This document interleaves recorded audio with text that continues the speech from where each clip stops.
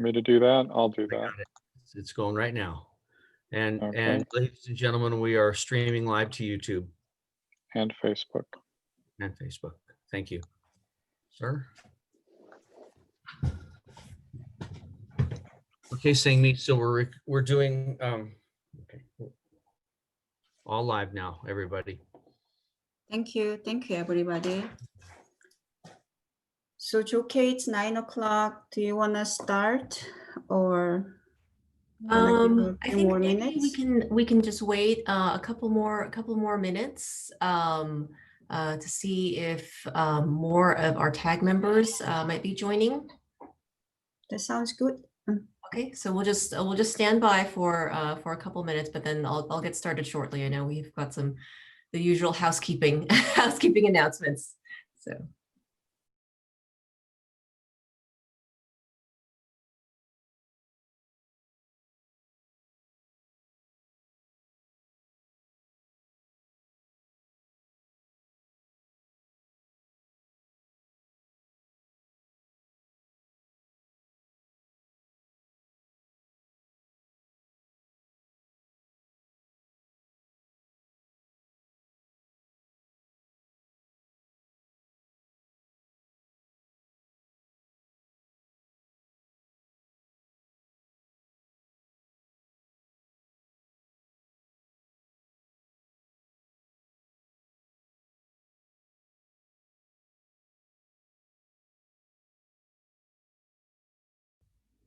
All right, maybe we'll wait until 9:02. Let's go with that. And then I'll get started.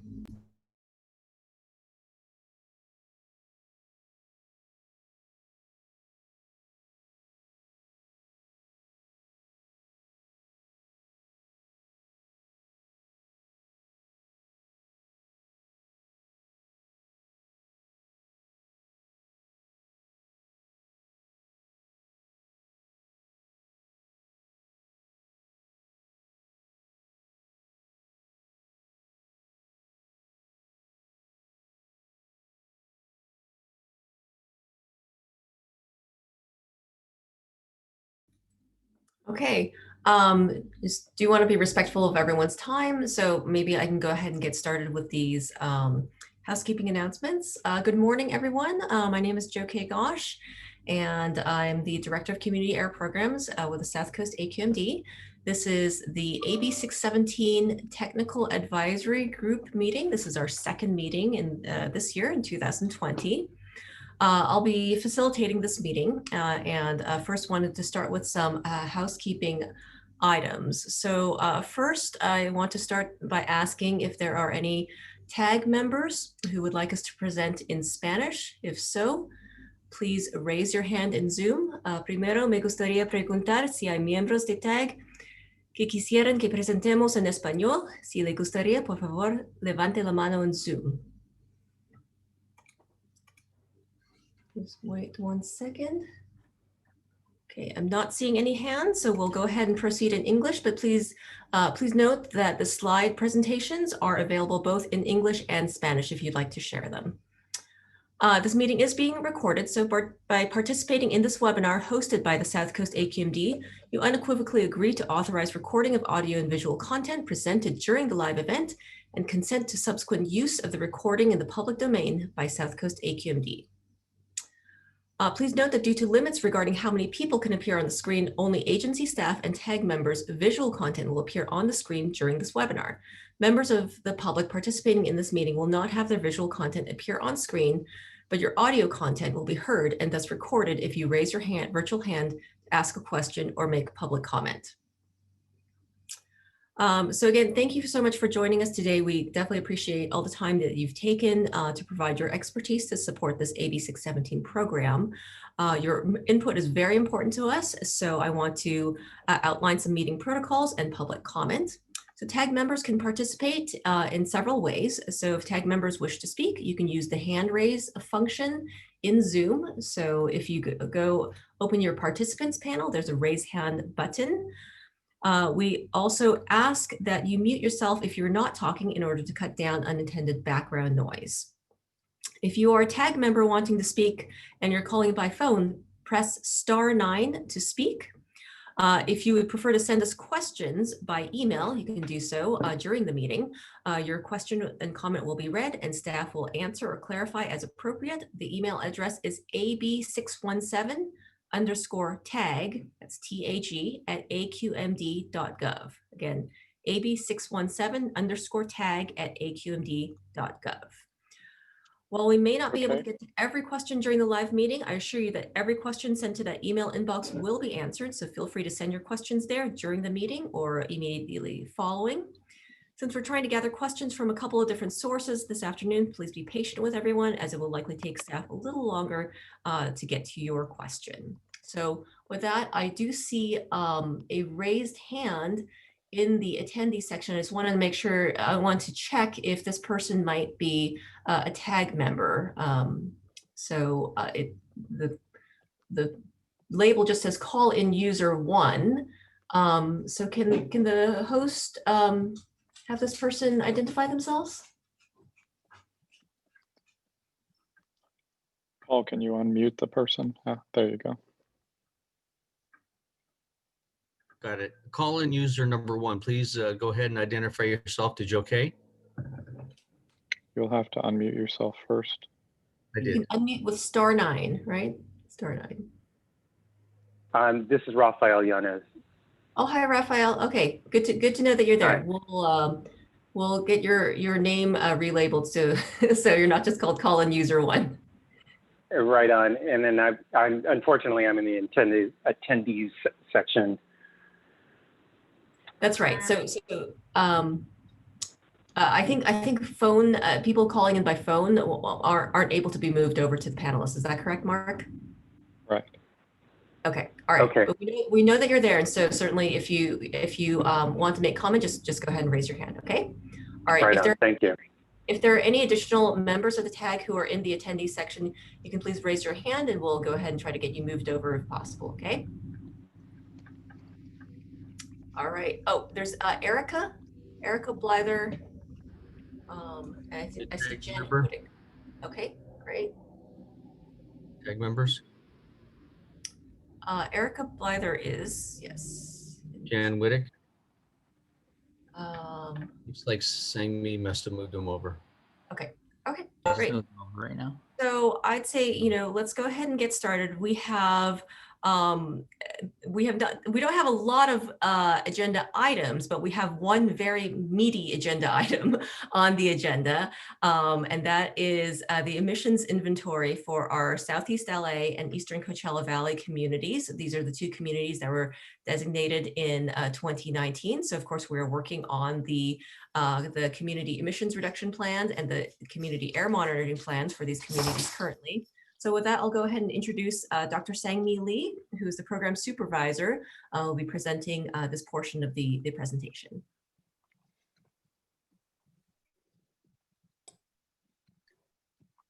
So, good morning, everybody. My name is Sangmi Lee.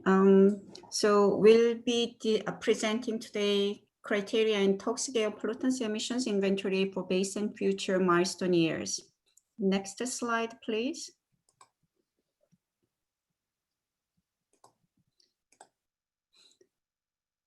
So we'd like to start this presentation to saying what is source attribution.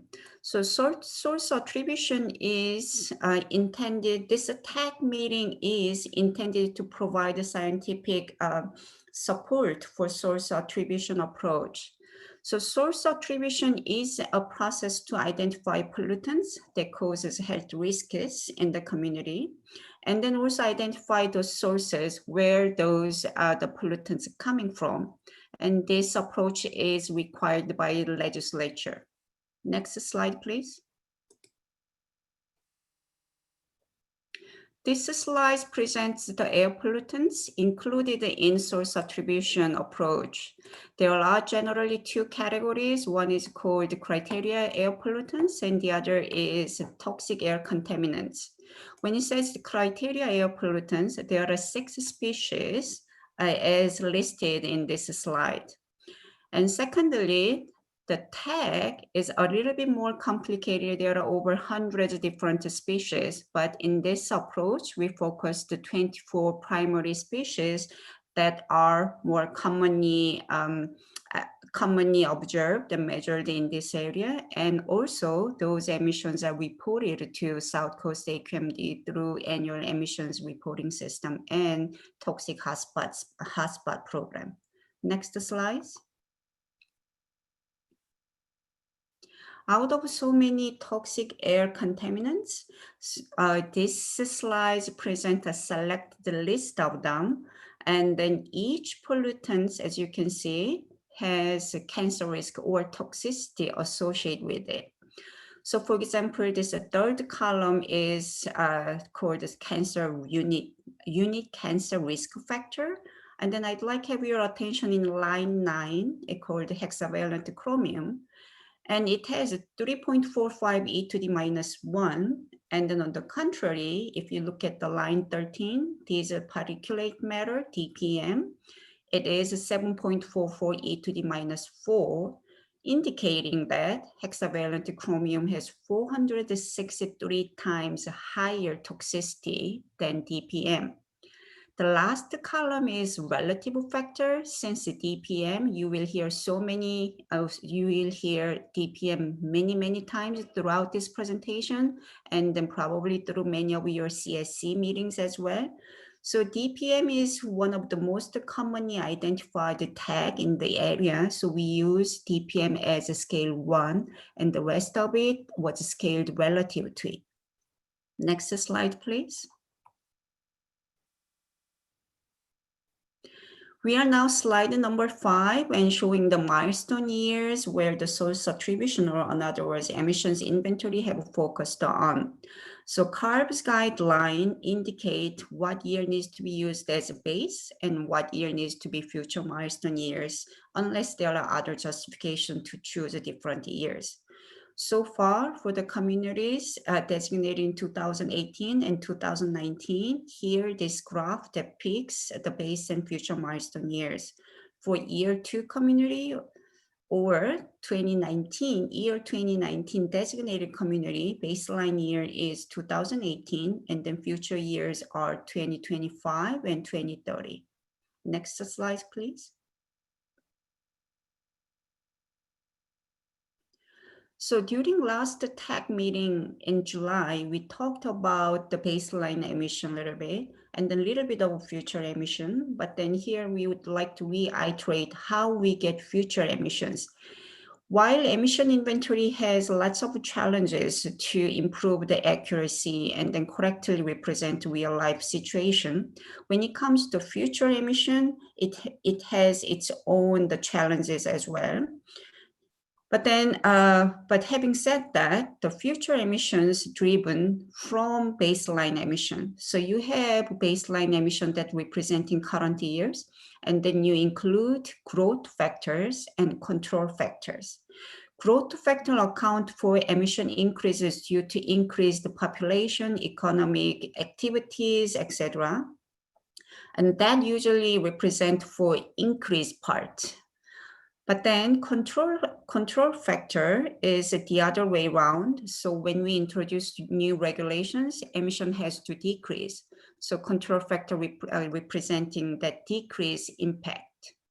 Next slide, please. Here we are now slide 7. This is a general trend of the air pollutants, criteria air pollutants in South Coast Air Basin. These graphs are not specifically for any community, but South Coast Air Basin total numbers. And then the years listed on the bottom are the milestone years included in year 1 and year 2 communities. And then 3 criteria pollutants that are most concerning in the in community air program, as well as regulatory approach are listed here. So the blue bars represent NOx, total NOx emissions, and you can clearly see NOx as distinctive decrease trend. The red bars, red portions represent VOC emission, While the decrease is not as much as NOx, still VOC represent reducing decrease trend. The yellow or the green part is PM 2.5, and the PM 2.5 portion is a bit more stagnant. It does not change significantly in the future years. That is because there are many sources that are mostly driven by economic and population growth. So this emission trend representing the growth impact more or less outweighing regulation. Next slide, please. We are on slide 8, and then these are the map of Southeast Los Angeles community. As you can see here, there are many industrial facilities located within emission studied area of SELA, Southeast Los Angeles community.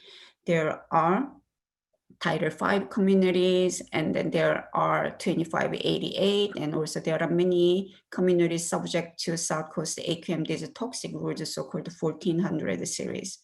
It is also home of large rail yards, and then also it has a 710 and then Alameda corridor trespassing the community.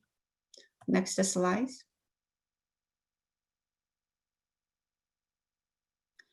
Slide 9, so we start with the CAP emission. CAPs meaning criteria air pollutants in the Southeast LA community.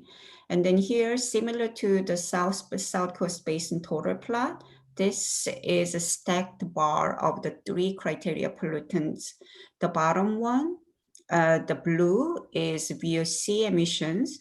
VOC emission decreases slightly in the future years, but the most distinctive reduction comes in NOx as represented in orange bars. PM 2.5 is more or less stagnant, and then we'll go why PM 2.5 is a little more stagnant. But as explained in the previous slides, PM 2.5 coming from various sources, and many of them are area or so-called stationary sources that has the population growth or VMT growth outweighing any regulations associated with it. Next slide, slide 10. Since PM 2.5 does not show distinctive or any declining trend, and later you will see diesel PM is also mainly associated PM 2.5. So we broke down where the PM 2.5 is coming from in this community. And then these top 5 categories are listed here. And then this time, the color of the bars represent the different years. The blue is base year, 2018, and orange is 2025, and then gray bar is 2030. So the most dominant category in this community as a source of PM 2.5 is cooking. This cooking includes commercial cooking. Let's say you have any charbroiler type of restaurants in the area, and each of those commercial cooking activity is a source of PM 2.5. And this commercial cooking is closely associated with the population growth. So as population is expected to grow rapidly in the central Los Angeles area, this commercial cooking grows accordingly. The second biggest source is light and medium duty automobiles, vehicles, on-road mobiles, and it does decrease in the future years. However, still it has a significant presence in the community. The third one is wood and paper industry, and then type of the facilities that have a higher PM 2.5 emissions.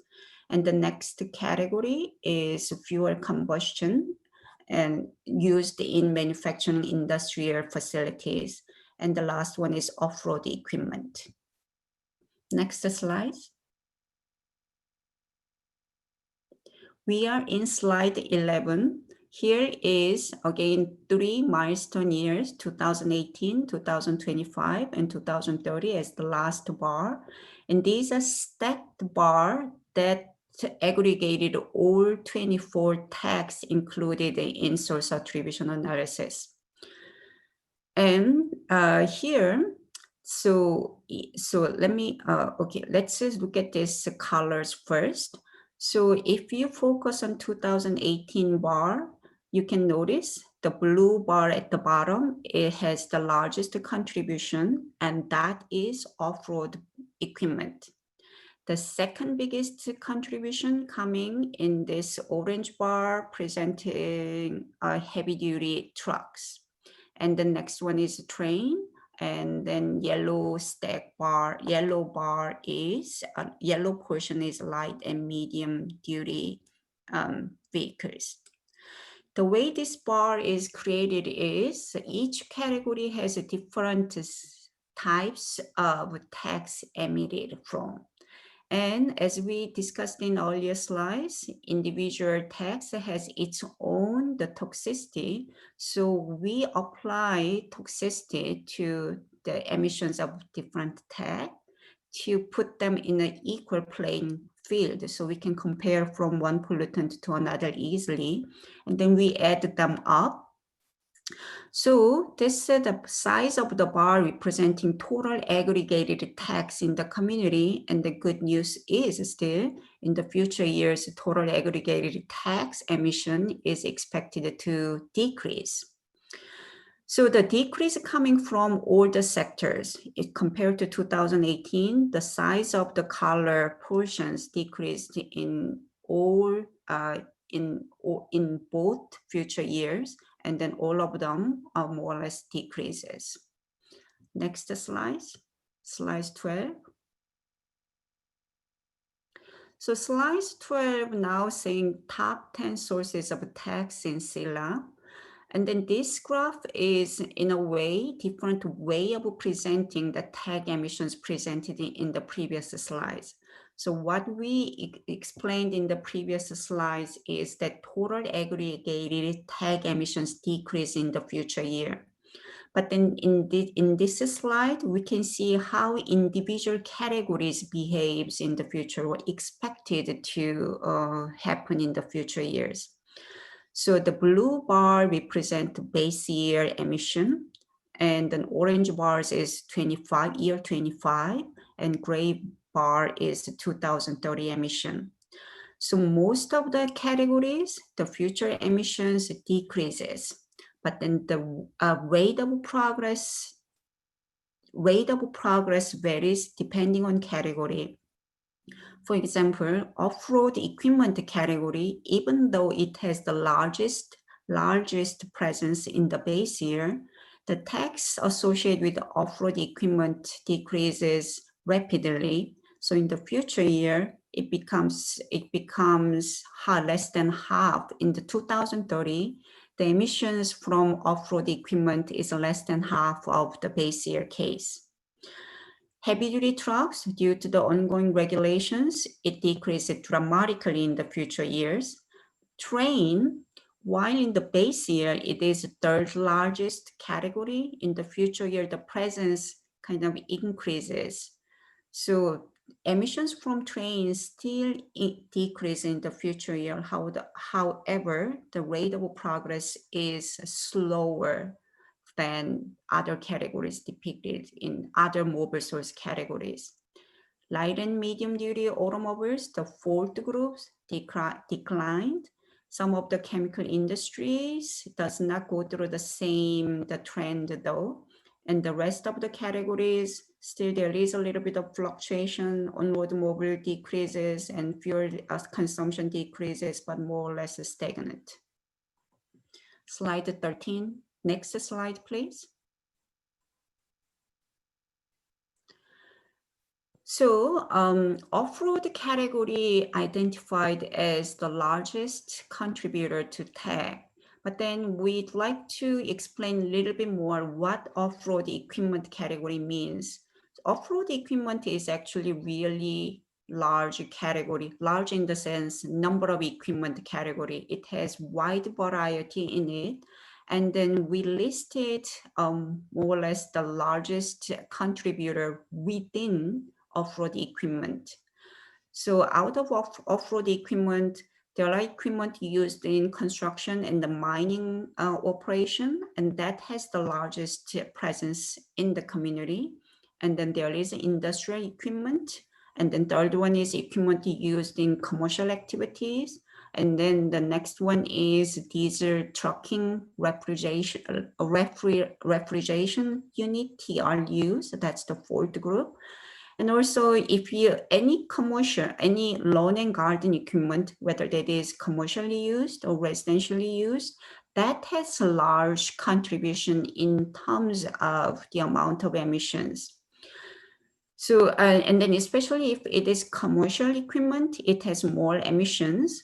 And then what I'd like to have your attention is here is commercial lawn and garden, and the emissions do not decrease in the future year. As a matter of fact, it increases. The next one saying lawn and garden other, that is mostly residential use, it also increases slightly, but then these are related with population growth. Again, the community and then LA County total expecting relatively a steady increase of population in the future years, and as many residential and then commercial area requires this lawn and garden services, and then this emissions representing that growth. Next slide, please. So up until this slide, we were looking at what are the sources of main pollutants or main air toxic pollutants. But then as we explained in earlier slides, TAC has 100 different species. And in this specific approach, we focus 24 species. And then now this slide is showing that which pollutants, which air contaminants are present in the community. So this one is more like chemical species, not really where it is coming from. So we listed the top 5 species that contribute to the TAC, aggregated TAC emission the most in this community. The very largest, the contribution is coming from DPM, diesel PM particles. The next one is 1,3-butadiene, and then benzene, hexavalent chromium, and formaldehyde also have quite noticeable presence in the community. And then these bars representing the amount of the emissions of this specific species. And also we included the information where they are coming from. For example, DPM, you can see DPM bar is much larger than the other 4 species, meaning that DPM has the largest contribution in the community to the total TAC emission. But then at the same time, here is color coded, so to indicate then where DPM is coming from. Are they coming from stationary sources, meaning that the factories, facilities, and then, or even this individual human population and residential activities, commercial activities, those are generally referred as stationary sources and represented as orange. And then gray is on-road mobile, and off-road mobile is in yellow bar. So you can see DPM has the highest presence, and the majority of DPM is coming from off-road mobile category in the community. When it comes to 1,3-butadiene, the contribution is the second largest, but then sources are a little different. So indicating majority of 1,3-butadiene comes from stationary source category. And then benzene has a large contribution from mobile sources, and more so in on-road mobile than off-road. And hexavalent formaldehyde, more or less equivalent contribution there. Next slide, please. Sang-Mi, I just wanted to pause for 1 second. I see we do have a hand up in the attendees area. I just wanted to let you know, so we do want to try to get through this slide presentation first, but if you have any questions, you can send it by email at AB617 _tag at aqmd.gov.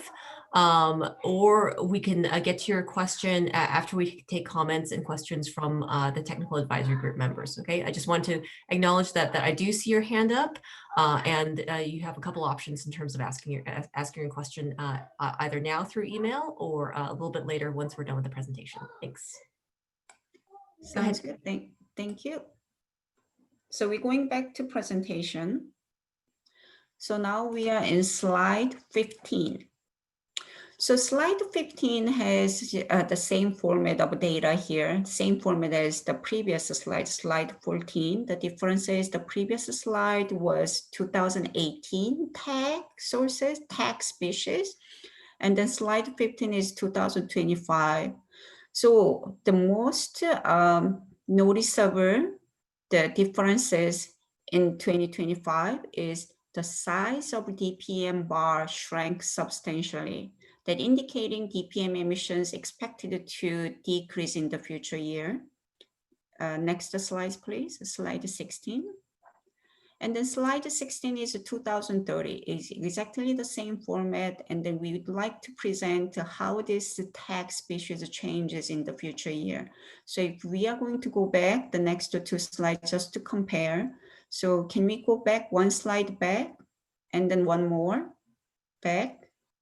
And so this is 2018, and we are going to go forward. This is slide 14, slide 15, slide 16. So you can notice that while DPM is still the biggest contributor to the total tag emissions, it expected to decrease substantially in the future year. Next slide, please. Since we talked so much about DPM, and also DPM is obviously has the highest contribution to the tag emissions, we'd like to have take a moment to see where these PM come from. So these slides represent the major sources of DPM. And then this time, these colors represent a different time scale. So again, the blue is 2018, orange is 2025, and gray is 2030. And in 2018, let's focus on 2018, blue bars first. And then you can see off-road equipment has the highest contribution in base year. And then the second contribution is the heavy-duty trucks, and next is the trains, and the followed by the fuel combustions and light and fuel combustion used in for stationary sources, and followed by light and medium-duty vehicles.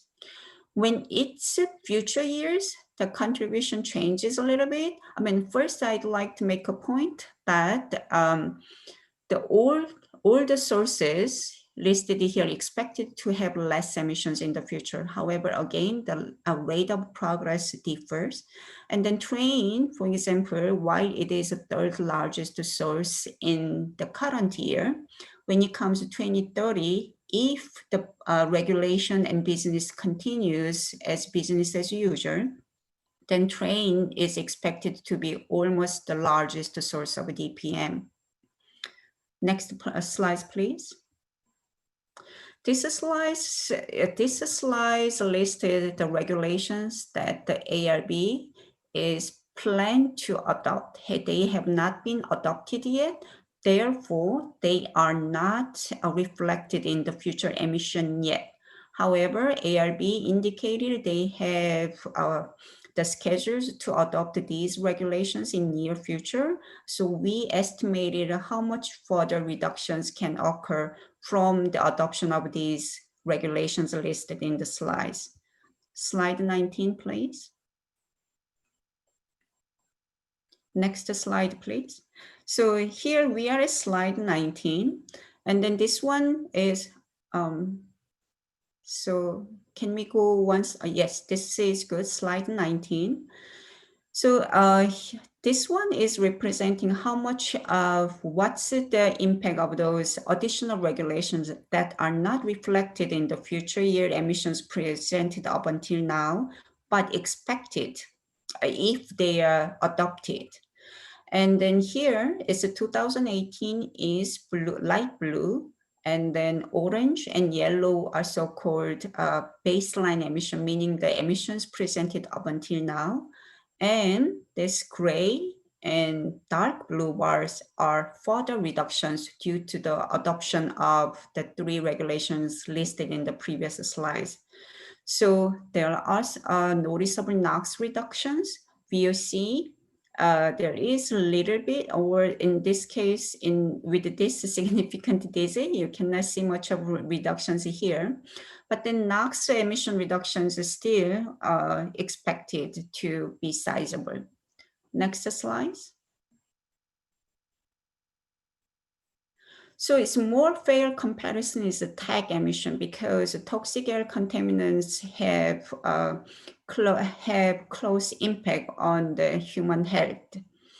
And here it's the color scheme is the same. Even though it is small, you can still see in year 2025 and 2030, there are further reductions due to these regulations.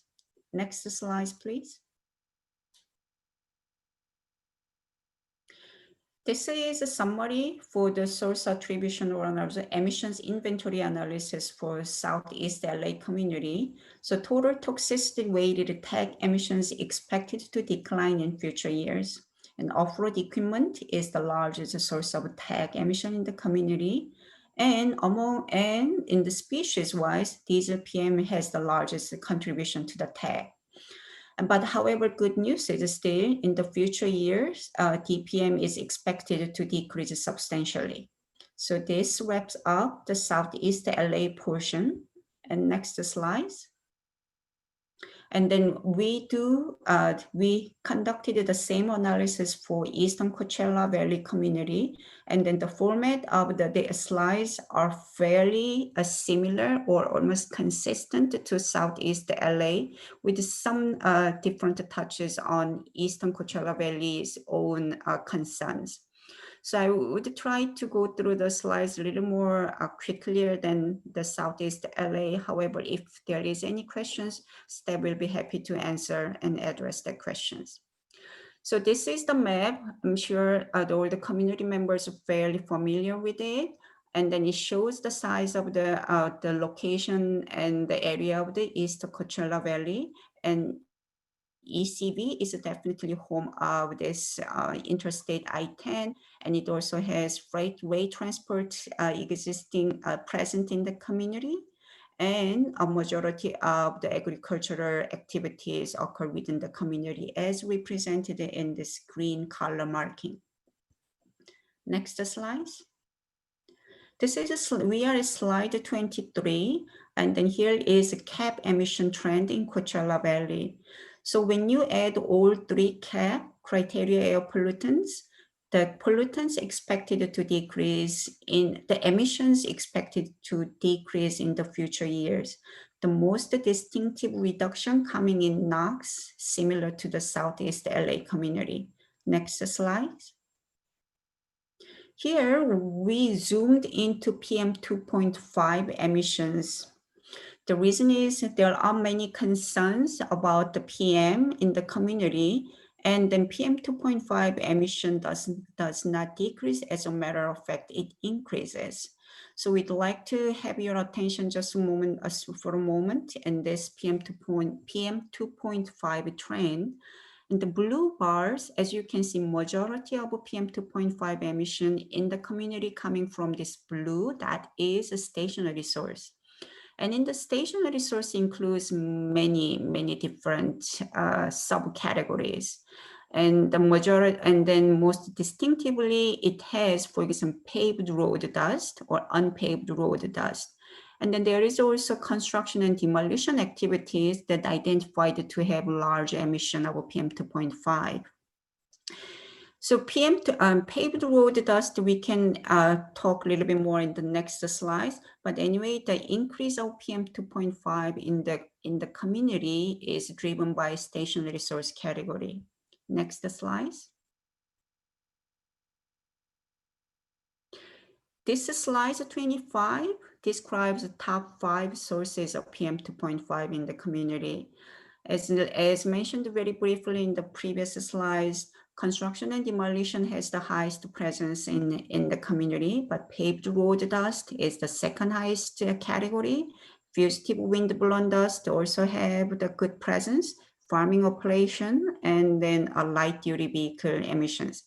Here, when we say paved road dust, again, that is closely related with population growth. And then due to population growth, we expected to drive more, so vehicle miles traveled, VMT increases. Paved road dust is directly proportional to VMT. That is why the paved road dust expected to grow in the future years. Slide 26. These are the same categories, but we included one more slide that's showing PM10, because PM10 is also good concern of the community. And then in the current source attribution or emissions inventory analysis, top 5 categories that contributing to PM10 in the community are the same as top PM 2.5 sources presented in the previous slides. So next slide. But then since we are presenting the emissions and then sources of emissions that are identified in regulatory inventory, we wanted to take one step back and then think if all the sources of PM10 are included and reflected in the regulatory inventory or not. And then quick answer is no, because regulatory inventory are supposed to represent the activities that caused by the emissions that caused by human activities primarily. In other words, if there is an activity of burning that are not permitted or that are not legal, then actually regulatory inventory has no way to account for it yet. And also wildfire emission, those are not regulated by air quality management district. So wildfire emissions are not included in this regulatory inventory. Wind-blown dust requires a little bit of the explanation. So in the previous slides, we did include fugitive wind-blown dust. And then here we are saying wind-blown dust are not accounted for. So it sounds like a little conflicting, but we have an explanation. So the wind-blown dust that are reflected in a regulatory inventory are the wind-blown dust still associated with the human activities. For example, any dust that's suspended by wind from the agricultural land, pasture land, or unpaved road, then they are included and reflected in regulatory inventory. However, let's say there is wind-blown dust from barren land and nobody is supposedly being there, but then still if there is a high wind, the dust can be suspended and then that can impact the community's air quality. That type of non-human related wind-blown dust are not accounted for. Similarly, the dried lake bed from the certain sea air basin are considered as natural sources. So in the current inventory, they are not reflected in the community inventory. Next slide. Since we're talking about certain sea and then dry lake bed, we'd like to present this information as a reference. So here in the left side, this dark small picture that depicts this area and the shape of a certain sea. And then this white highlighted area is estimated source of the estimated size of dry playa. And it also shows the contribution to wind-blown dust from dried lake bed. This study was conducted by Imperial Irrigation District, and it was published in 2018. What they presented, what was found in the report is majority of majority of source of the dust are located in the west and south side of the lake. And the right-hand side, it shows this shape of the ECV community and then certain sea, and then two stations that have wind data.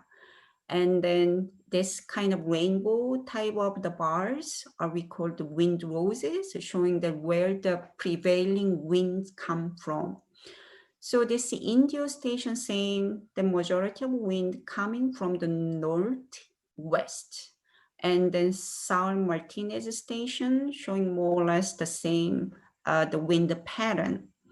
So what this indicate is when prevailing wind that comes from northeast, then it's less likely it suspend dust from the certain sea playa.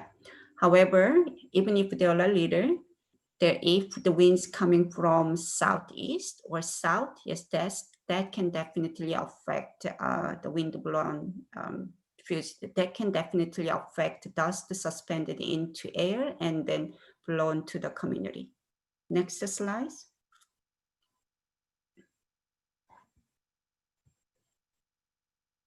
Slide 29. Here is the TAC emissions similar to the Southeast LA community.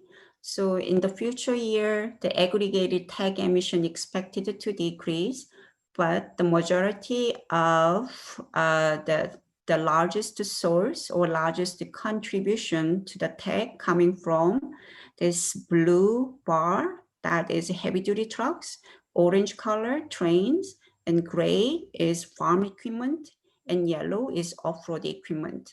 And then they more or less remain as major source categories in the future year as well. Slide 30. Next slide, please. Here is the top 10 sources of TAG, and then this is a sort of repeat of the previous slides. And as described here, the biggest contribution coming from heavy duty trucks in the base year. And the second contribution is train. Third one is farm equipment. And then next one is off-road equipment. But in the future year, the contribution, or in other words, the ranking changes a little bit. And in 2030, farm equipment becomes the single largest contributor to the total TAG emission. Next slides. So again, off-road equipment has wide variety of equipment in it. We subcategorize the equipment groups that included in off-road. And in this community, construction and mining has the largest presence, the highest presence among off-road equipment. But then industrial equipment and diesel TRUs are still noticeable. And then similar to the SELA source attribution, lawn and garden equipment expected to grow. Next slide. Slide 32, this is the TAG species. Again, this one is now, what are the species that contribute to the community's air quality? The single largest species is DPM. As you can see, the longest bar at the top. And the next one is cadmium, 1,3-butadiene, benzene, and arsenic. Next slide. This one is 2025. You can notice the DPM bars decrease substantially. Next slide, please. 2030, even smaller. So we will go back 2 slides back and then come back very quickly just to compare. So previous slides, and come forward, next slides. Thank you. So then next slides. And then again, since the DPM is identified as the single largest contributing pollutants to total TAG, we'd like to see where diesel PM come from. And 2018 represented as blue bar, the the heavy-duty truck is the largest source of DPM in the community. Second largest source is train, and third largest is farm equipment, and then followed by off-road and other fuel combustions. In the future year, the contribution or the ranking changes a little bit. So when it comes to 2030, which is gray bar, farm equipment becomes the single largest source emitting the diesel PM in the community. Next slide. This is again the 3 regulations ARB has scheduled to adopt in near future. Next slide. And then this is the estimated benefit of the 3 regulations, 3 proposed regulations. And then the most distinctive benefit comes from NOx emission, as you can see in the gray and the dark blue bars. Next slide. And the more fair contribution, more fair comparison is tag emission in a way. And then in terms of tag, the proposed regulation has impact to bring tag emission even further down. Next slide, please. So we are now slide 39, and then this is a summary for ECB emissions inventory analysis. So we found that total toxicity weighted tax emissions are expected to decline in future years, which is the same as the SELA, Southeast LA community. And heavy duty trucks is still the largest source of tag emissions. And then but when it comes to future years, farm equipment expected to be the largest source of tags. Diesel PM is the largest species that contribute to tag emission, but then DPM is expected to decline in future years. Next slide, please. Here now, slide 40. So we'd like to have discussed that there are still limitations and uncertainties in emissions inventory. For example, emissions inventory just describes how much emissions coming from the community, but that does not account for any transport. That means pollutants transporting out of community or pollutants that transport into the community portion. That has to rely on the modeling approach. Secondly, there is a so-called grid resolution dependency, which is in a way the same uncertainty caused in the next bullet print. What it means is there are certain categories, let's say commercial lawn and garden equipment. We cannot, or regulated inventory cannot pinpoint every single the equipment that used for commercial lawn and garden operation. Instead, we have county total or state total, the number of equipments registered or reported, and then we have to reallocate them into a specific location using, for example, population as an indicator or rating factor, or commercial industrial building as, for example, for other categories, commercial or buildings areas as a weighting factor to allocate. So that type of allocation has inherent uncertainties. And also, and then there are chemical speciation profiles. So if any tags or VOCs and PM are reported to us, our district, our agency, we use reported emission. But again, the emissions from all the lawn and garden, for example, lawn and garden equipment are not reported. So we have to rely on other tools, so-called chemical speciation profiles, to estimate tag emissions, toxic emissions coming from it. So this chemical speciation profiles also pose another layer of uncertainties. Next slide.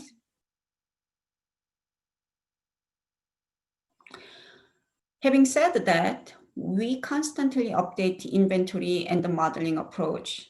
So far, the data that are readily available are listed here, MATES 4, 2016 AQMP, and then agency is currently going through 2020 SIP revision, and then AB617 database. However, we are in a process of developing MATES 5 data, which we expected to available sometime in next year. And also 2022 AQMP, which we will have major update in emissions and modeling, are undergoing and then will be available in 2 years time frame. Next slide, please.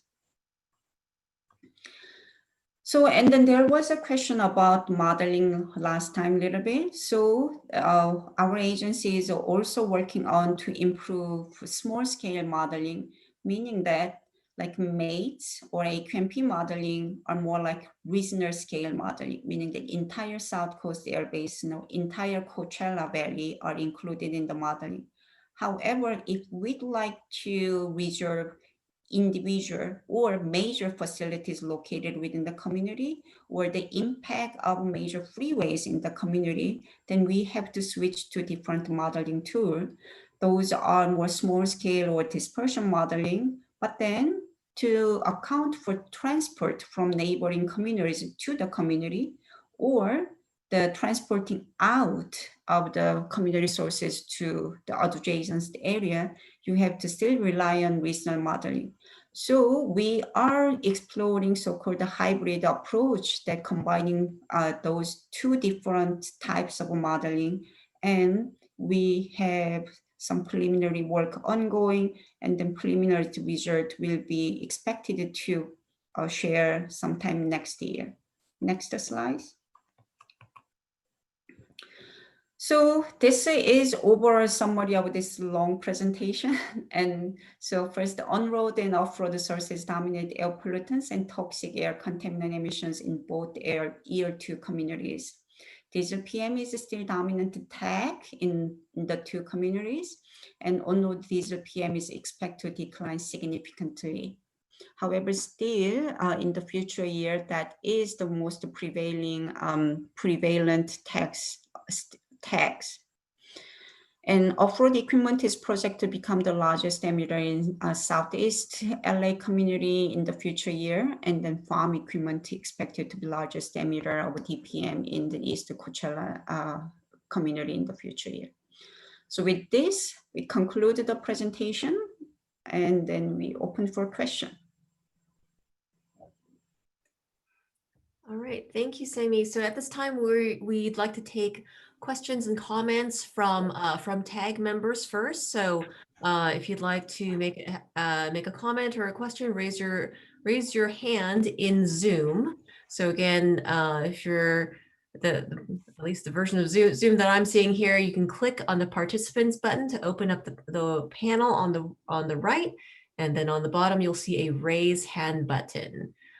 So with that, I see 2 hands raised. We have Raphael and Aaron. Maybe we can take Aaron's comment first and then followed by Raphael.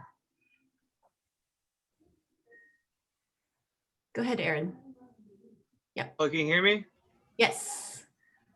I have a question about the, it's on slide 37 of the presentation. It's about the forecast of NOx and VOCs emissions.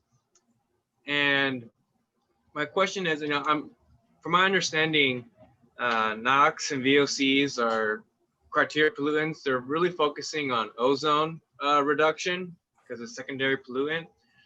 And from what I've learned, like NOx and VOCs are nonlinear relationship with ozone.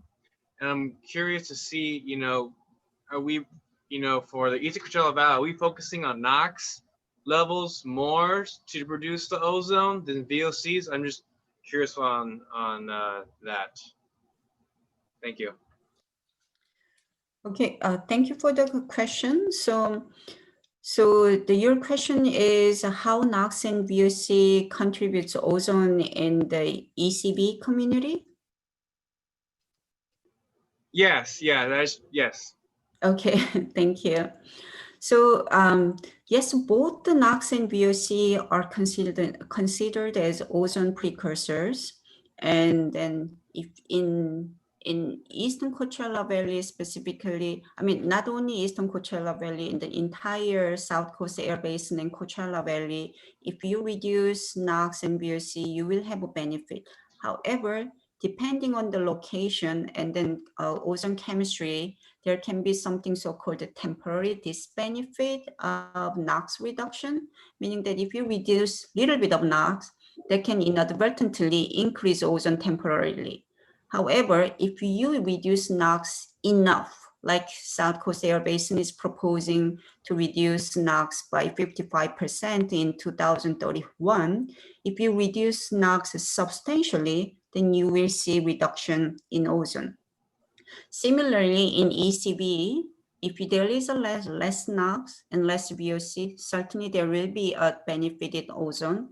However, the relative contribution kind of changes, whether you're talking about current year versus 2023 or 2026 or 2031. So the dynamics change a little bit.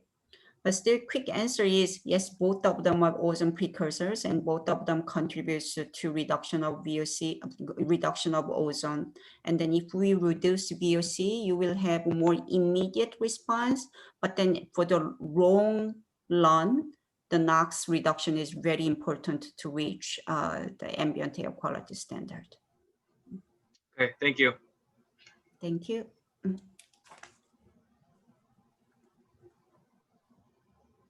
Go ahead, Raphael. Hi, can you guys hear me okay? Yes, yes. Great, okay. So I had a few questions on a number of different slides. If you can go back to maybe like slide 9, I believe I start there. Okay. So, you know, I was noticing that the basin criteria air pollutants show no real relative change in the 25 and 30 years in terms of the number of tons of emissions in the Southeast LA community. But yet in your next slide, you show, you know, you also show that there is, oh, maybe it's the next slide still. The Slide toxic 11, air, yes. yeah, there you go. The TACs in the Southeast, the trains stayed the same. And I was just curious, and it actually grew a little.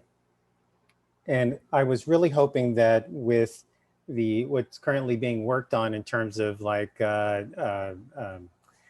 emissions from the rail yards and all that other stuff, this agreement that hopefully will come to fruition will pan out and reduce, or at least bring cleaner trains in, so that way those emission levels can be reduced. We know that the growth of the rail yards is finite because they can't, you know, infinitely expand. I think they're pretty heavily used now. And then I was noticing there was a chemical increase. And then on the next slide, if you will, the top 10 sources. Yeah. There, the trains actually go down in level.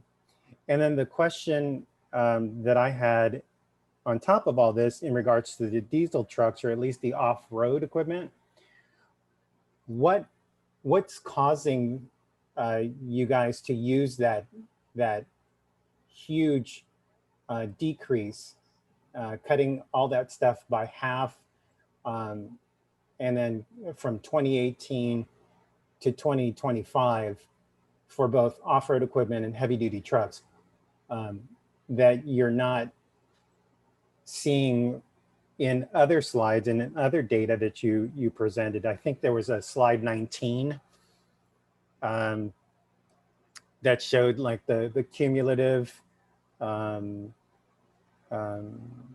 totals or whatever over the years, and it just didn't look like it changed much. Sorry, I know there was a lot to unpack, but there was a lot of information presented. So, you know, I didn't, you know, we were waiting for the end to present. Sure, no, that's fine. Yeah, that was. And then I have one more for the Eastern Coachella Valley after this. but take this one first, please. Yes, I think that's a good idea. Let's take this one first. So, Raphael, first of all, thanks for your the questions. And here, so first, the question about the slides 9, that's showing that the air pollutants kind of the reduction trend sort of slow down from 2025 to 2030. CAP, the trend presented in slide 11 are basically similar, the same. So there are, and then this is, and then there are quite a bit of emission reductions in the on-road heavy-duty truck category. Like you can see in slide 11, the orange portion, it is this bar in 2018 decreased dramatically in 2025. That's also why the DPM, that's driven by DPM, diesel PM. And also off-road category, there is blue bar decreased quite a bit. And then this was due to regulations, but there are various of regulations reflected in this inventory. For So example, it's the blue bar that's a little confusing, because you say, you know, the blue bar, it looks like, if I'm looking at the graph that you have on in the slide that you have on, it says 7% for the blue bar, and then it goes to 15% for 2025, and then on 2030, it goes to even higher, 18%. When you look at the amount of the height of the bar itself, it seems like it is increasing. And then while the diesel understandably decreases, it's the trains that increase. so so I'd like to clarify the colors here a little bit. It's slide 11. So we kind of ran out of different colors. So some colors come up with as the same shade. So the blue bar I'm referring is the very first one at the bottom, light blue. I see. So yeah, it's clear in my screen, but I'm not sure it's Oh, it's light blue. I was talking hopefully about the darker blue. yes, which is, dark blue at the top of the bar. yes. That is a chemical industry, chemical Yes. manufacturing industry. So that's a different portion. That does not go through that does not go through reduction. Actually, as a matter of fact, it increases slightly. And then this percentage is the percent contribution to the total tag. It's so, for example, this is 7%. So if we are focusing on this dark blue at the top of the bar, that's 7%, and the next year become 15, and then third year become 18. That does not mean emission is doubled. That means relatively contribution to the total tag increased because other categories such as this orange bar and light blue bar decreased. So this percentage is relative contribution. But then this reduction of this total tag is mostly driven by mobile source regulations. So this mobile source regulations that are reflected here are, for example, CARB's regulation on smoke, heavy duty trucks smoke opacity regulation, that decreased the diesel PM quite a bit. And also heavy duty engine warranty requirement, innovative clean transit for buses, and advanced clean trucks. These are selected list of regulations reflected in mobile source inventory that drove the downward trend. And then another thing is like CARB has truck and bus regulation that has big reductions in up to 2023, 22, but it's that time frame has substantial reductions. If needed, I can get back to you when full implementation of CARB's truck and bus regulation is expected. But then that regulation has huge reductions. That's the bar, the differences you see in 2018 versus 2025. But then afterwards, that the regulation is fully implemented. However, that does not mean this is what just stays as it is. This is a so-called baseline. meaning that the strategies that will be introduced as part of community emission reduction program are not reflected here. If there are more programs and regulations that focus on the emission reductions in the community, that will reduce these bars even further. So this set of data will use as a benchmark how much how much the strategy will benefit the community in the future years. Got it. So there was also some scale discrepancy I was noticing, like where one is talking about pounds per year, yet the other one was talking tons per year, and the scale was quite a bit different between the various graphs. And then on the Eastern Coachella Valley, the last one is going to be, let me just say this, something about the Eastern Coachella Valley, and then I'll be done. So on the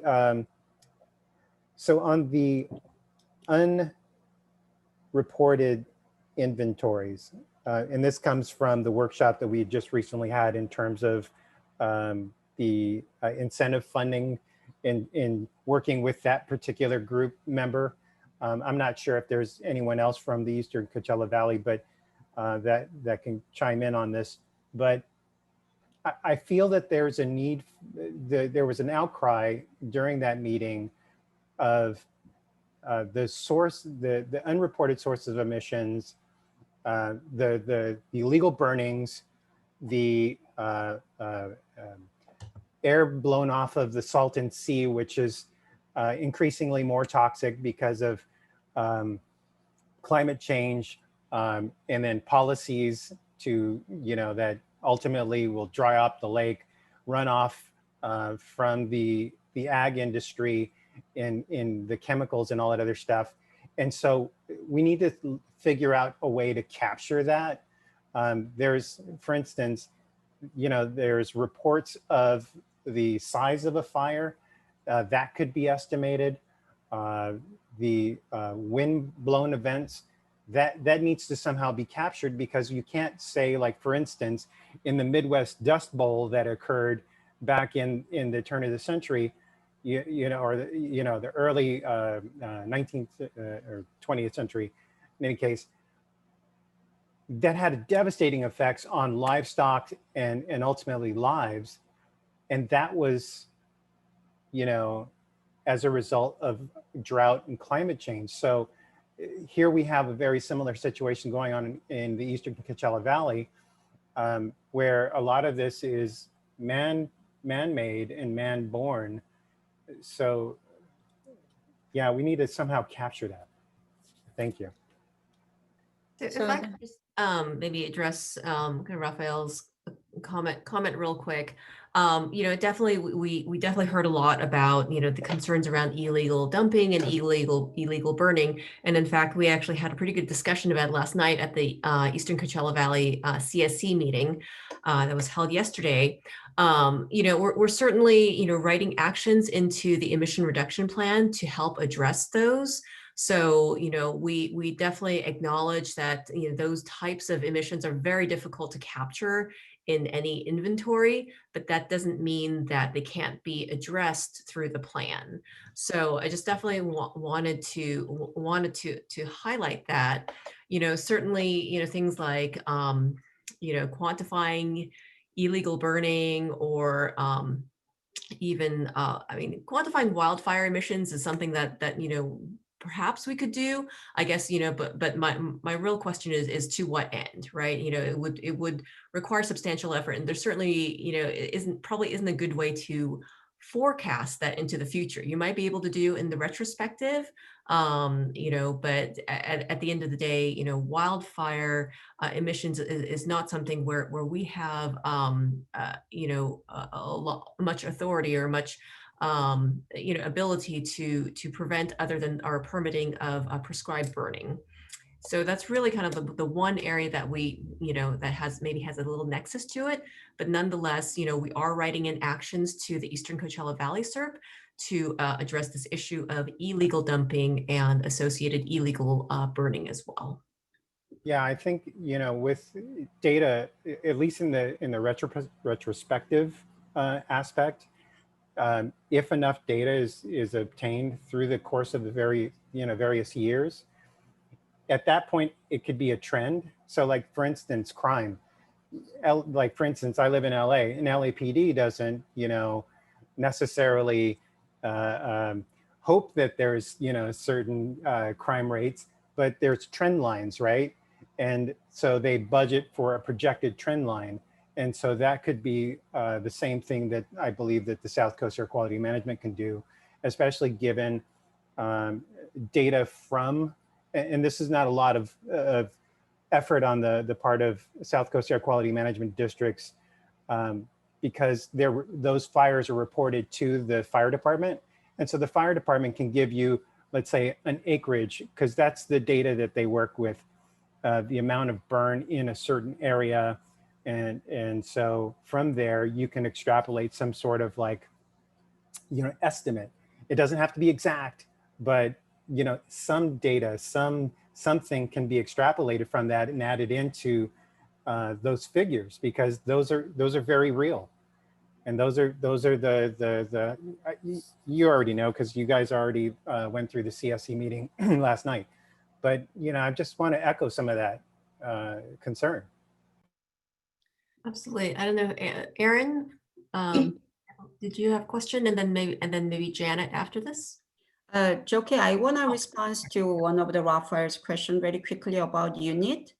So Raphael, we use the tons per year unit for criteria pollutants, but then for toxic air contaminants, TACs, we use a pound per year. The reason is TACs has much less amount compared to CAPs. So if we use the same unit as a ton, then it's really difficult to see the amounts of the tag emission. So just to clarify that. And then secondly, so wildfire emission is not included in regulatory inventory presented today. However, when we are doing regulatory modeling, we use wildfire emission. So in the sense, wildfire emission is not included in regulatory inventory because that is kind of a little bit difficult to source to mitigate as an air quality management agency. But then if we are talking about impact of wildfire to human health, that is included in the modeling practice. But then prediction to the future is a little different question. That's, we can certainly presume the same trend or keep the wildfire at the same amount. But also what you have to think is one area that burn is not going to burn in less likely burn in next 10 or 20 years because there is no fuel anymore. So the location changes. That poses additional difficulties in simulating or modeling wildfire. Yeah, that's why I wasn't referring specifically to wildfire. It was more the illegal burn that I was referring to, and those are isolated, and those are agricultural, agriculturally driven, and that's their concern, and that was echoed in my meetings with them. Aaron, go ahead. Hi, I first want to say, well, thank you, Raphael, for speaking up on that. I'm from the ECV community, and you hit everything right on the nail, all of our concerns.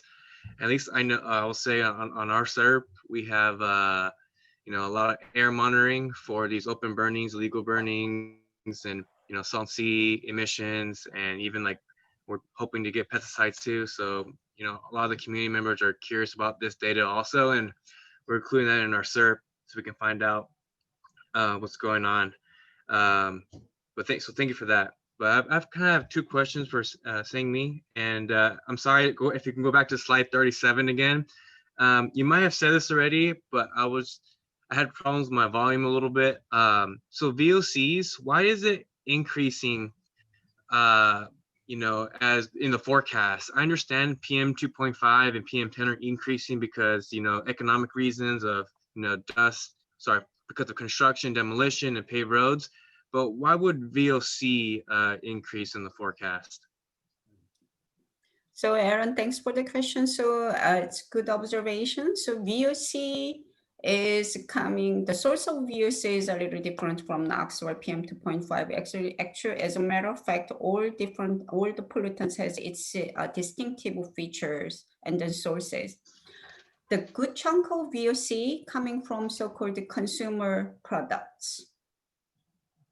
And then consumer products, meaning that every human being using cleaning supplies at home, hair gels, hairsprays, and anti-perspiration, etc. That category accounts for a huge amount of VOC emission.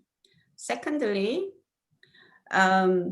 there are lawn and garden equipment that discussed a couple of times during the presentation, that the lawn and garden equipment are increasing, and emissions from that category increases, that because of the population growth and economic growth.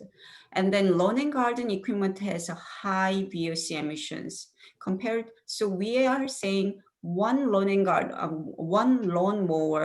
has, in the future years, you'll have the same amount of emissions than the passenger vehicle, or even higher amount of emissions. So that is another source of emission. And third, when you leave a car in your garage or in your driveway, that the gasoline inside the car evaporates. That happens to any equipment or engines that uses gasoline, and then that is called the evaporative emission, and that also drives the increase in VOC emission. So there are a couple of reasons, but then mostly it is tied with the population growth. Okay, thank you. And then my last question I had, and this could be a tough one. It was just a curious question. So I was looking at the Salton Sea slide that you had, and I do understand that the windrows, most of the wind is coming northwest area and they're stronger, and then southeast, where the winds would, cross the playa and be are lessened. I'm just curious, like in a meteorological perspective,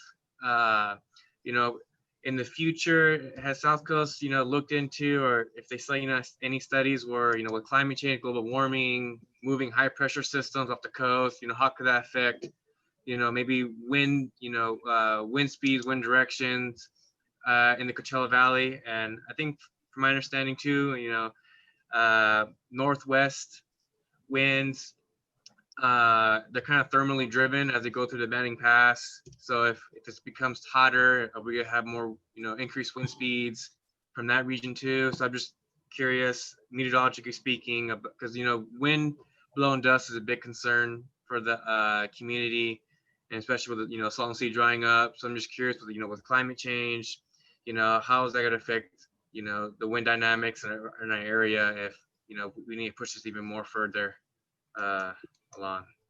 You have a slide number for that, Aaron?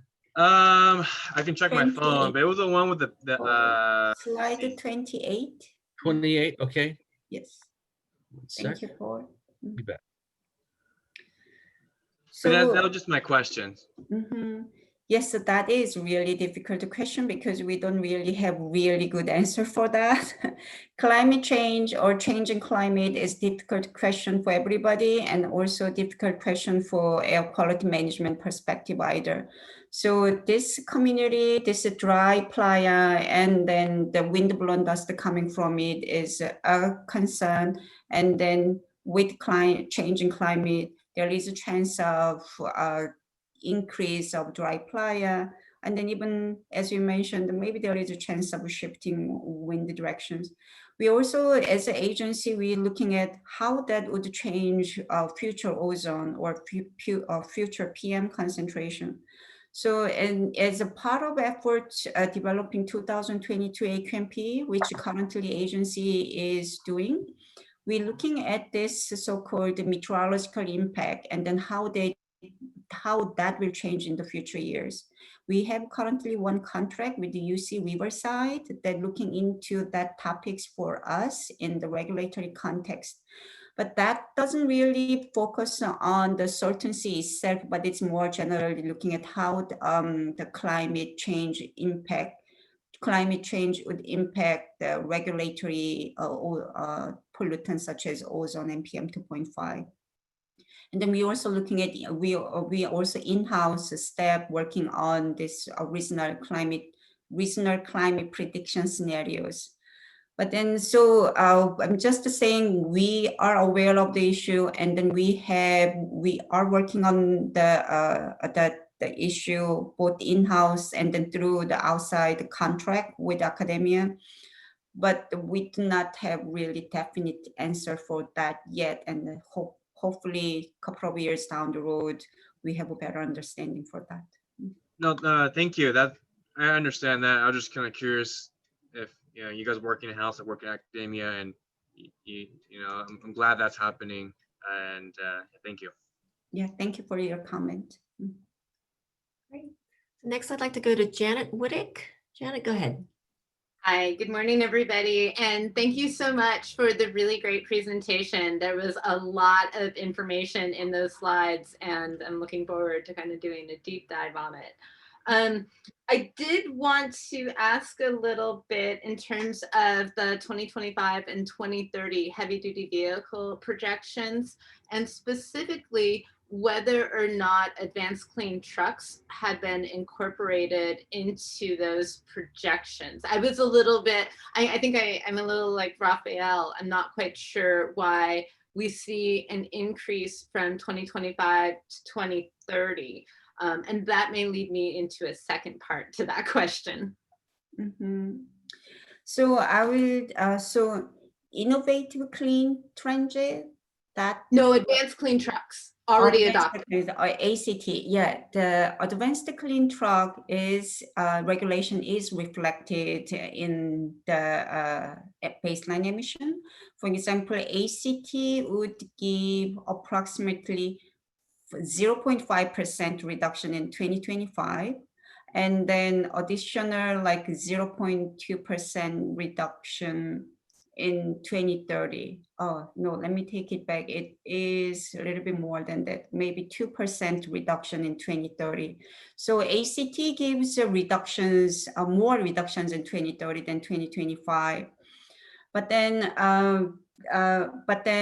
the main decrease from 2018 to 2025. Oh, I get that one. I understand. Okay. 2025. I guess I just didn't understand 2025 to 2030, where it looks like the heavy duty vehicles are, maybe increasing in terms of overall. As you know, I'm not talking. That means a car, truck, and bus regulation that gives a substantial amount reduction becomes fully implemented in about 2023 timeframe. It is a 2024 or 2024-ish. And then so this regulation is fully implemented, meaning there is no further reduction. Once you reduce the level heavily. Yeah, I understand then that. The next one is, and then that's regulation part, control part, and then there is growth part. So this heavy duty truck VMT is increasing in the future year. So the growth is kind of catching up with the regulation portion in after 2025. Okay, that's what. Thank you. That I was kind of suspicious that might have been the case, but I appreciate that clarification. And so one of the things that comes to mind is that the projections are based on adopted or proposed regulations and rules. And I understand the reason for that. But I think a lot of us hope to continue to have incentives available, both in terms of the off-road and on-road sources more generally, but then as well as the AB617 incentives for the community-specific projects. And I know that it may be challenging to incorporate projections on what monies might be available and therefore what reductions might be available.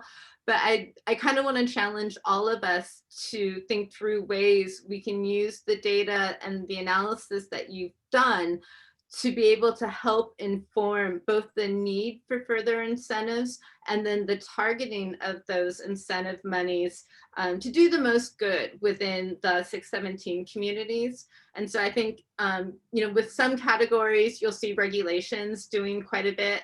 And in other categories, trying to figure out where those incentives might be more suitable.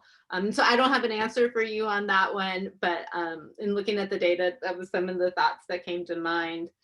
And then one small one on the off-road lawn and garden equipment in particular. And this is just a reminder for everybody of the work that was done under the Clean Communities Plan with the lawnmower exchange and the EPA airshed grant. And my recollection from that pilot was it was great to get the money. It was an important source of emissions. It was kind of hard to get that money out the door. And there may be lessons learned from the San Bernardino pilot, and not just about incentives, but can help inform strategies in terms of how to tackle some of that equipment that really kind of resonates with the end users and the people using it. I hate to see those lessons learned lost as we kind of start to move forward again. So that's it. Thank you so much. So thank you, Janet, for that comment. I think that's a really good point. I would certainly, point out that for the Southeast LA community, for the SERP that we're still working on currently, we have this sort of broad category that we're still working with the CSC to develop, and that's the general industrial category. But you bring up a great point in terms of some of the lawn and garden equipment, especially given that the commercial use of that equipment is pretty big contributor, at least in future years, for say VOC emissions as well as caps. So maybe this is something that we need to highlight as we present this data to the CSC, because I do know that there is interest in kind of diving into this data with that CSC and using this data to help inform what could be some good strategies, and incentive programs would be a good one for that category. Do we have any additional questions from CSC members before we go to public comment? Seeing none from CSC members, and you are also free to speak in public comment, of course. Now I'd like to open up the floor to our public participants. So this is anybody in the attendee section. Again, you can raise your hand in Zoom using the hand raise feature, or if you're dialing in on the phone, *9 to raise your hand. If we have a lot of comments, we'll be limiting each speaker to 3 minutes, just to make sure we have time to get to everybody's comments. Is there anyone who, from the public or from the TAG, who would like to make general public comment?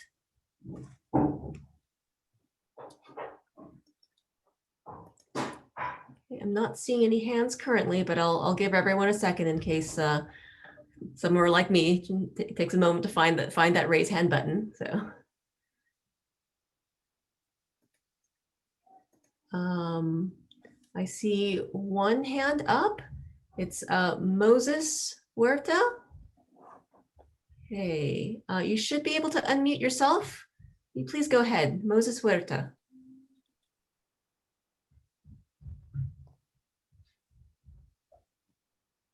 Moses, can you hear me?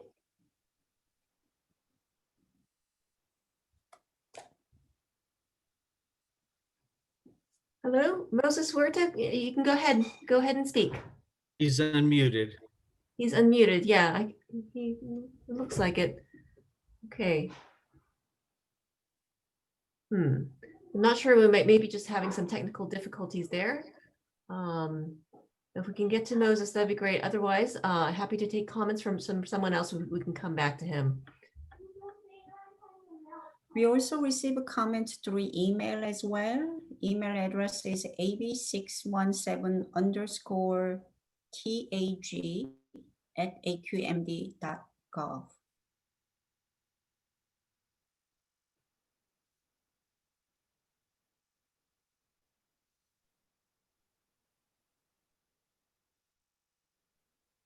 All right, I'm going to try one more time. Moses, are you able to hear us? Would you like to speak?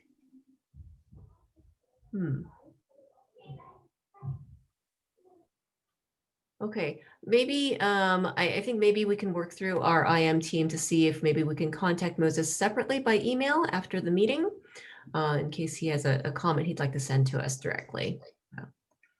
And with that, I'm not seeing any additional hands. So One second. So there is a question sent by email. So the question is, in the year 2 communities, emissions inventory and source attribution presented in October 23, 2020, the effect of future proposed regulations are calculated to revise the future cap and tag emissions reductions for year 2 community. A similar presentation was done on July 18, 2019 for year 1 communities. However, a forecasted effects from CARB proposed regulation or other agency, i.e. CARB, GEM, governor's executive orders affecting the refiners and drill sites, etc. calculated. Will this be presented in future meetings? That's from Erica Blighter, Office of Petroleum and Natural Gas Administration, City of Los Angeles, Department of Public Works. So, so question is, the regulations reflected in year 1 community. So the proposed, the adopted regulations that reflected on year 2 communities are the same as year 1 communities emissions inventory.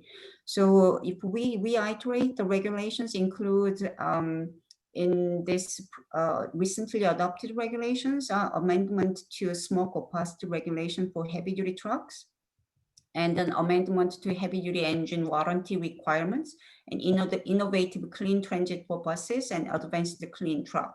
In addition to everything else that are already reflected in MPAC 2017 and then regulations included in 2016 AQMP. So the question is, yeah, it is the same, the regulations. Sorry, my question was, how often do you look at what's coming up, the proposed future regulations, and recalculate your emissions? That was the question. Oh, that was, you could just speak instead of email. Okay, I didn't answer right away, that's all. I didn't want to take away time from the public comment. Oh, I see.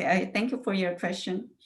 So the CARB's guideline for this community air inventory requires baseline emission and then 2 future milestone year emission.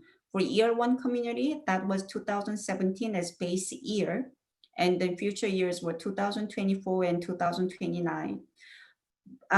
We do not necessarily revise emissions inventory every year, or unless there is a big the updates, and then we believe that has substantial impact on the emissions inventory. And then at this moment, year 1 community has the same sets of regulation that reflected in year 2 communities. So is it answer enough? Pretty close, but you're not necessarily doing calculations every year as proposed regulations. Not any, yeah, there is no set on the schedule set on the stone. Okay, thank you. Thank you.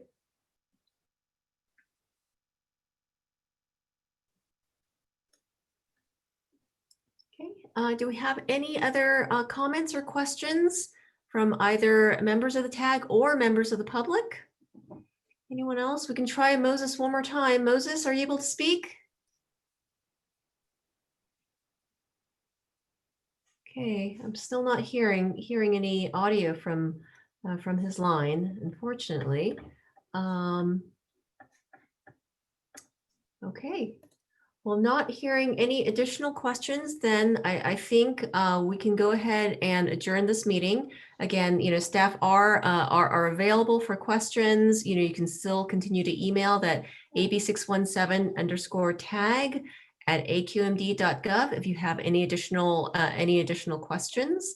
And we certainly look forward to seeing you guys in future TAG meetings or CSC meetings as the case may be. So with that, we'll go ahead and adjourn, and have a good rest of your Friday, everyone. Thank you. Thank you. Thank you.